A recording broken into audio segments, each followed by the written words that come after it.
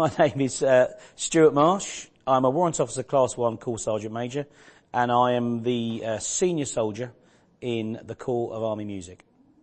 Okay. Well, look, let's before we get too involved in the military and the musical side of it, Yeah. who are you? Where are you from? What was your life like before the military became a concept or a thought to you? Just tell me a bit of background. Well, actually, my father was in the military, as was my grandfather, and both my grandfather and my father were members of the Blues and Royals. And whilst it may have been a natural path for me to follow, initially I didn't consider joining the army. I went to college. I lived in Bracknell in Berkshire, and I was studying maths, physics and English, and if I'm honest, I wasn't studying that hard. I was kind of ambling through life almost. And the honest truth is that my girlfriend, my now wife, fell pregnant, and I needed to get a job. And I'd always been a musician. I'd always been a drummer. I spoke to my father and I said, my girlfriend's pregnant, and he said, okay, well, you need to get a job. He said, well, what do you think about coming to work with me? And I had an audition at the Band of the Blues and Royals down at Combermere Barracks in Windsor. I wasn't the most gifted musician at the time. I had a certain amount of innate ability, but that hadn't been kind of well schooled. So they took me at risk, and I had to do a lot of the learning after joining the army. But yeah, it wasn't a kind of a natural path. I almost kind of fell into the British Army, I would say. Okay, and you hinted at a musical ability and obviously a heritage of music. Yeah. But, I mean, when did you start? Why did you start playing drums? Was drums the only thing, or just give me a bit of a snapshot of the development of your music as a young person? Well, I think at school we all played the recorder. I could still knock out Jesus' Hands Are Kind Hands if I was pushed into it. But I think, and I don't want to be too kind of gender specific, but boys like to hit things when they got the instruments out. You'd always want something like the tambourine or the drum or the triangle over something else. And I was a really keen drummer, and I did have a certain amount of innate ability to play the drums. My father did give me some kind of lessons. I also learned to play the piano and the trumpet at school up to about grade 5. But I've always been kind of a natural percussionist. All right. Well, look. I mean, it's one thing to you're up against it, if you like, in terms of the situation at home. You've got this sort of father and grandfather who've got this experience. But how did you find that sort of transition from being somebody who's studying and enjoying themselves to becoming a full-on military person? It was a brutal transition. I went to the Army Careers Office in Slough. I went through a series of interviews, did like a kind of intelligence test, and then within a month or so, I was dropped off at the Guards Depot in Pirbright, which at the time was the training establishment for the Household Division troops. So the 2 regiments of the Household Cavalry and the 5 regiments of the Foot Guards. And it really was a very brutal training regime. A lot of soldiers didn't make it, roughly 50% at the time. The Army could sustain that because there were that many applicants. And the kind of contrast between that and the life that I was living was remarkable. And on the very first day, I must confess I did phone my mum that night, and there was a tear in my eye when I'd realised what I'd taken on. And this is soldiering, this is nothing to do with the music? Well, at the time, we did have a junior school of music, so other people slightly younger than myself, I was over the age of 17 and a half. If you joined before 17 and a half, you do a period of 18 months at the junior school of music, which would be musically based with the basic training elements also interspersed. But I just did a period of 12 weeks of kind of infantry training there were 70 of us and there were 69 foot guards. Back in the day when the army was still very sizest, they were all 6 foot tall. And I was this kind of rather short household cavalry musician in the corner, to be honest. Right, and what year was this? This is in 1991. Okay, well, so you made it through anyway. It must have been a good day, 12 weeks in, to sort of know that you've passed out. What happens then? Well, actually, that's quite a funny story because I think I was supposed to do about 13 or 14 weeks. The course is 20 weeks long, but it was deemed that musicians didn't need to do the entire infantry training, and I think that was probably fair.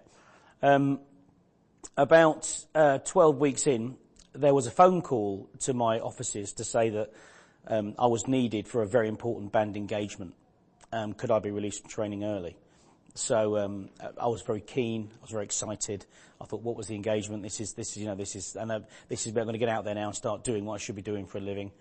So I was picked up by a Land Rover, and this was the first time I'd seen another blue beret, because the Household Cavalry berets were blue, the Foot Guards berets were green. I was lost in a sea of green berets. All of a sudden, this guy came in a Land Rover with a blue beret and picked me up, took me to Combermere Barracks, where there were hundreds of blue berets. I felt like I'd returned to my natural home, and turned out that the band were going on leave for 3 weeks, and they didn't want someone to come in off leave to meet me at the gate, so they got me out of training a week early so I could go on leave. I was actually disappointed because I was really excited and worked up about this engagement. But what I did was then gone 3 weeks off. So, Lucky. yeah, very lucky, I've got to be honest. I'm very lucky. I didn't feel lucky at the time. I was disappointed. I was very, very keen. Okay. All right. So you then come, that's a good application. So, but after you've come back, then you then start to get into, the serious business of becoming a musician, a military musician.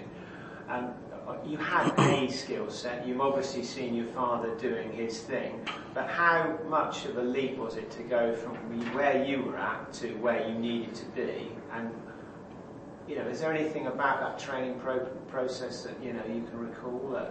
Absolutely. So there was a kind of a quantum leap required. Now, some guys joined the army at a very good standard of musicianship, but still training is required. Now, I came in at a level where I had a lot of work to do musically in order to get up to the required level, and in addition to that, I had to learn the other elements that all military musicians do, such as the marching band, sitting down in a concert band, and these kind of that training can only be given to you somewhere like where we are today, the Royal Military School in Music. That's somewhere where you are free to learn in a very safe environment, and where you can make mistakes, and then that can be okay, because this is what they call live firing in a safe environment. It won't affect anybody. And I was in a household division band, very, very high profile engagements, and you can't be going out with the band and making these mistakes in front of in the glare of the public eye. There's always that constant worry of kind of reputational damage. What they're looking at is that kind of iconic picture postcard image of GB PLC, which is the bearskin caps of the Foot Guards and the Horse Guards on their horses, and I was thrust straight into that. Okay, so you didn't come straight to Naylor Hall, did you? Actually, no, I didn't. Because I was in the Household Cavalry Band, I had to learn how to ride a horse. So I spent 3 or 4 months in the band, which was vital, because I got to meet and got to know all of the guys in the band. I got out and did several engagements, marching bands, concerts, and there was an awful lot of learning on the hoof, which was probably one of the best ways to learn, because you have to learn, you have no choice. So that was great preparation for me. And then I went to the Household Cavalry Equitation course, which was 6 months, where I was totally detached from music once again, and spent the time learning to ride a horse.